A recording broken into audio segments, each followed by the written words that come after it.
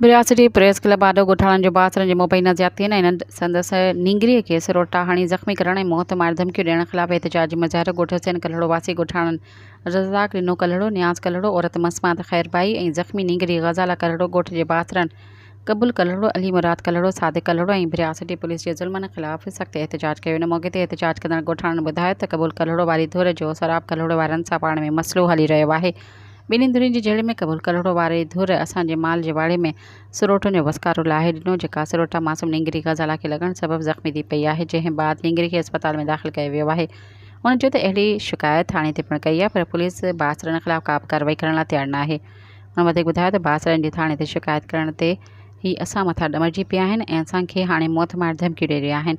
उन्हनि SSP नशो फिरोज़ ऐं DSP भिरिया खे अपील कई आहे त नोटिस वठी बासर ख़िलाफ़ कार्रवाई कई वञे। सब्सक्राइब कयो अवामी न्यूज़ HD खे ऐं ताज़ा तरीन ख़बरुनि लाइ ॾिसंदा रहो अवामी न्यूज़ HD।